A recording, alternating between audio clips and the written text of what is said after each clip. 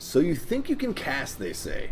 Well, challenge accepted, guys. This is Syoori bringing you another exciting shoutcast for Blizzard's upcoming title, Heroes of the Storm. This time we'll be taking a look at the Dragon Shire map and another in-house developer Showmatch. This map's a lot of fun to watch, guys, and I'm super excited to show you what it's all about. In my opinion, it's one of the most strategic and rewarding maps of the entire rotation of maps that Blizzard has so far.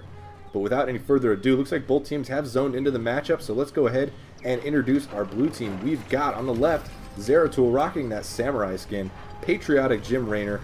We've got Vala the Demon Hunter, followed up by Tyrael and Tassadar in that Mecha Tassadar skin. So really cool skins right now for the blue team. Let's go ahead and take a look at the red team. We've got another Tassadar, Abathur, Falstad, ETC rocking that Rockstar skin, as well as Chef Stitches in that, I don't even know what to call that skin. He's just a mangled mesh of chef-like things. It's Stitches. It's classic Stitches. So let's go ahead and take a look at the map, though. We're going to be playing on Dragon Shire. Now, the name of the game in this map is going to be to control both those shrines that you just saw, the Moon and the Sun shrines. Once your team does that, that Dragon Knight shrine is going to unlock, allowing your team to take control of the Dragon Knight. One of your players on your team is going to be able to become the Dragon Knight. The Dragon Knight is incredibly powerful. He's got AoE fire damage. He's got a lot of siege damage. He can punt people across the map, which is a lot of fun to watch, I gotta say. And just a general nuisance for the enemy team. And he is going to be a big game changer in this game. But looks like the lanes have started to flesh out. We've got Tassadar and ETC going up against Tassadar and Zeratul. A lot of damage right now. Early initiation from ETC onto Zeratul. They're going punch for punch here in the mid lane. And ETC and Zeratul are going to break that engagement off, though, and retreat back to their respective sides. Actually, ETC staying in there a little bit longer.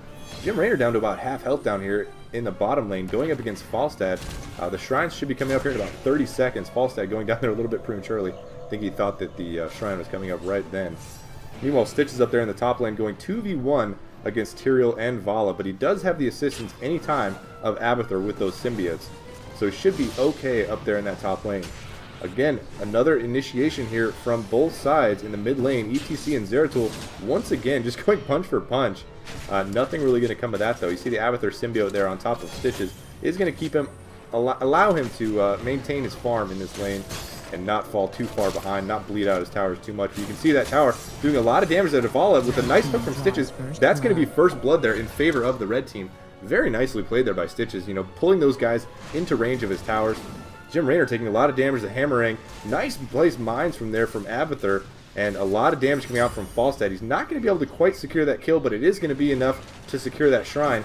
And now the red team is in control of the Dragon Shrine. Can they take it? Abathur deep tunneling right there to just get right up on that shrine and take it as quickly as possible. Tassadar doing a nice job, though, of harassing him off of that shrine.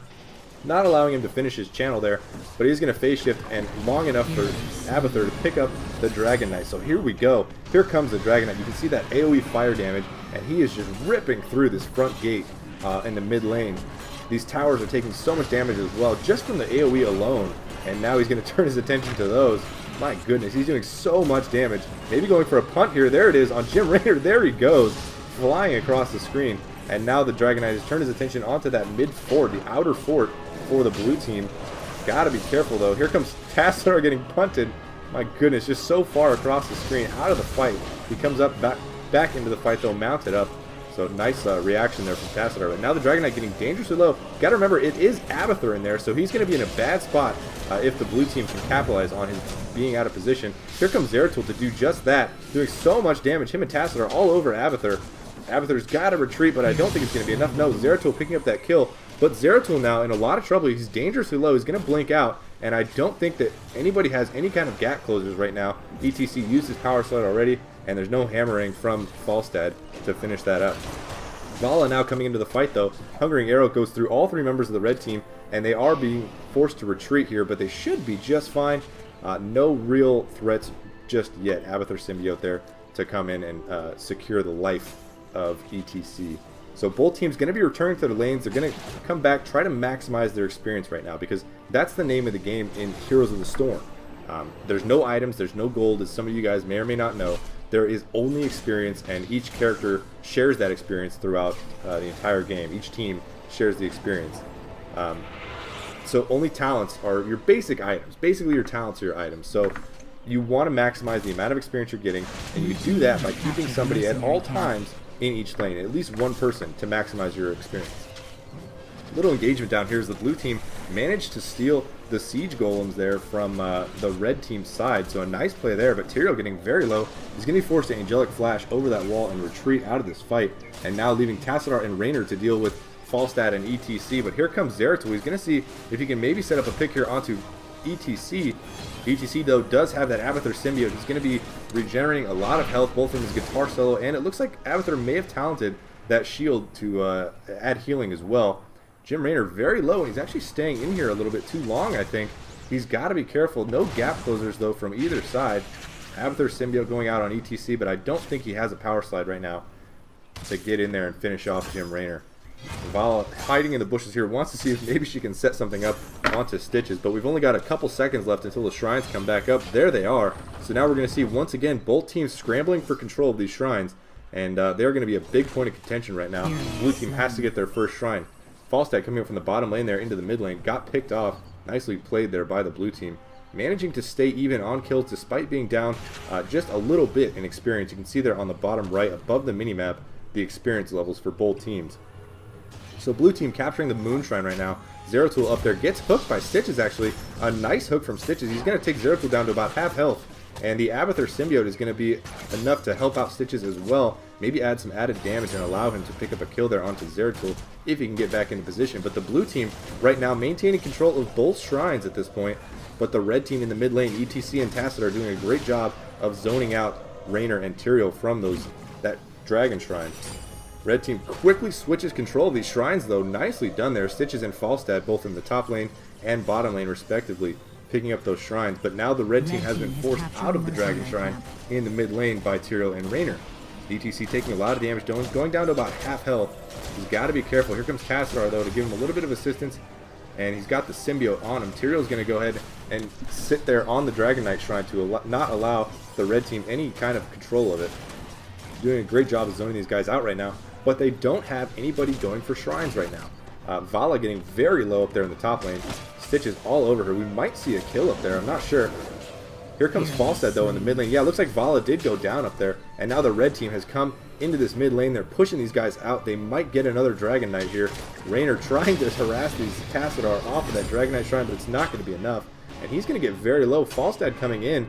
He's going to swoop down and maybe, pick up the kill there onto Raynor. So nicely played for the red team. 2 more kills in their name. They have the Dragon Knight, and this mid fort should go down on this push. The Dragon Knight is almost completely unopposed aside from Tassadar. Tyrael down in the bottom lane just sitting there farming XP. It's a good idea to have somebody doing that, but right now there's just not enough members of the blue team alive to stop any kind of this onslaught. Stitches up here in the top lane with a nice push up there, just completely uncontested as the rest of the blue team was forced to retreat and deal with the Dragon Knight. So now the Dragon Knight's going to turn his attention up there into the top lane. Pushing on this tower, he's probably going to be able to take it down fairly easily. Zoning out Falstad and ETC are Jim Raynor and looks like Vala down there. I'm not sure. There it is. Okay, sorry for the shaky camera, guys. So stage dive from ETC. Vala doing the Rain of Vengeance and onto ETC. A lot of damage pumped out, and they are going to be able to pick up the kill. So a nice kill there for the blue team. The Dragon Knight goes down, and Tassadar is very, very low, but he is going to go ahead and Archon up there.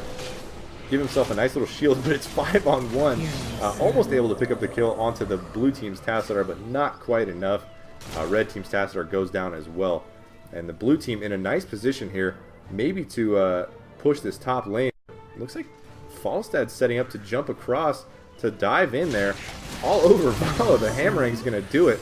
And he's going to go down in the process, but picking up a nice kill there. Even kills right now. 1 level difference in favor of the red team.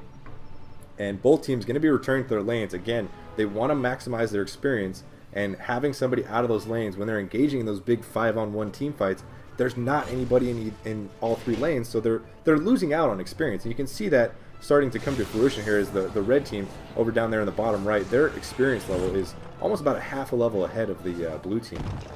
Tassadar down here, he's going to pick up these siege minion camps, and that's a very good strategy. Once you're ahead, that's the way you stay ahead in between the shrine control. You want to pick up those mercenaries, and if you're behind, you want to do everything you can to pick up those mercenary camps and get yourself back in the game. But the blue team actually answering the call down there as well. So the red team picking up their siege golems, blue team picking up their siege golems, and actually Falstad getting caught here by Zeratul and Raynor. He is going to go down, can't barrel roll quite much out of there, and going down in the process. Now Vala coming down. She's taking a lot of damage from ETC. He's got that Abathur symbiote, and he just does a lot of damage himself. So Vala going to be forced to retreat. Here comes Tyrael to offer some assistance. Raynor's Raiders come out on Tassadar, but is it going to be enough? I don't think so. A nice face melt there from ETC is going to be enough to push Raynor away, and he's going to have to stage dive out of there. Nicely played there by ETC. Getting out of danger with that stage dive. Uninterruptible, or at least they didn't have any kind of CC to interrupt him with. So he's going to make it out of there just fine. A little push here for the blue team in the mid lane. Both shrines have come back online though, and the blue team actually in a decent position for the top lane at least to pick up a shrine. Maybe not in the bottom lane though, as they don't have anybody down there. They may be able to pick up this top shrine, but they're not going for it. They're actually just going to keep on engaging these team fights, and Raynor's got to be careful. He's got to get out of there. Vala getting dangerously low as well. She's going to mount up and retreat back to the base. No, she's staying in a little bit. Her and Tassadar, and Falstad goes in. He's going to barrel roll in and go for the kill. The double kill, actually. A hammering is going to do it for Vala. Finish up with an auto attack is Tassadar, but Falstad's going to pay for that with his life. Raynor getting actually pretty low as well from ETC and the Abathur symbiote, but him and Zeratul are doing a great job of keeping the pressure up on ETC. But here comes the Abathur clone, and the hook from Stitches on Jim Raynor. Is it going to be enough though? No! Jim Raynor just barely getting out of there with a penetrating shot to keep Stitches off of him, and now ETC is on the run. The Abathur clone is the only thing in there doing a lot of damage. Zeratul is cloaked up. He is dangerously low though. He started there on Stitches. Stitches could land a hook here. No, he just barely misses the hook, and Zeratul survives that engagement. Just barely. One hook could have done it there. And Stitches, probably one of the few hooks he's missed this game so far. Just on point with those hooks. And red team, meanwhile, all that was going on, the red team picked up both shrines, and now they're in control once again of the Dragon Knight. So this is the third Dragon Knight for the red team, none for the blue team. Very, very surprising to see that much objective control from one team. Just completely uncontested. Raynor's Raiders come out, but they just get annihilated by that Dragon Knight AoE. And we'll see if the Dragon Knight's able to make anything happen. He's going for the kick onto Jim Raynor, but he's going to get body blocked there by that town. Looks like they're going to try to push on this mid-lane fort here. Tyrael getting caught in that Void Prison by his ally Zeratul. The stage dive comes in, and Tyrael's going to go down very, very quickly. ETC taking a lot of damage, but as is Zeratul and Falstad. Everybody taking so much damage. The Dragon Knight continuing to pressure that mid-fort. Falstad getting dangerously low, but he is going to be able to get out of there just fine, looks like. And once again, Abathur is in that Dragon Knight, and he's got to be careful this time of not dying out of position. The Dragon Knight is about to despawn here, and Abathur is going to be looking to get out of there quickly. But here comes Zeratul, full health again, and he's all over Abathur, going in for that quick kill. Tassadar down there, seeing if he can pick up a kill maybe onto the blue team's Tassadar, but he's not going to be able to. He's going to phase shift out of there. And Jim Raynor giving him that little boost with a penetrating shot, probably the wrong way that he wanted to. Tyrael up here chasing down Stitches and ETC. Not going to be able to do a whole lot. I don't know if he realizes how tanky both Stitches and ETC are, instead of going down there and assisting with his Jim Raynor ally to pick up the kill on Tassadar. So nothing going to come of this. Stitches trying to get a hook there, a little bit of harassment tower damage on the Tyrael, but again, nothing really going to come of that. So both teams, again, they're going to be wanting to return to their lanes, but look at the blue team's map right now. They are so far back, pushed into their base, that they really don't have to be in positions like Jim Raynor is right now, where he's pushed way out, and yeah, he's going to pay for that with his life. But they don't have to be out that far. They can wait and let the minions come to them. They don't want to go out that far. They don't have tower coverage. They don't have anything out there. They really need to just stay in their base and let the lanes come to them. And maybe pick up, as a team, pick up some siege minions here and try to spread out the experience again as much as possible, because they have fallen behind to almost a level and a half down, which isn't a whole lot. But right now the red team has access to a whole nother tier of talents that the blue team does not. So we'll see if any team starts a big engagement here pretty soon. Again, blue team going for those mercenary camps, red team going for them as well. And actually Tassadar managed to pick up both siege golem mercenary camps down there in the bottom lane. So we're going to see a huge push that the blue team's going to have to react to. Here they come. As I said, Tyrael going in there. They've got to deal with these siege golems. Otherwise, that bottom lane is just going to push itself without any help from any of the red team's members. Tassadar, the only one down there, he is going to go ahead and activate his heroic ability, Archon up, and start going in on this blue team.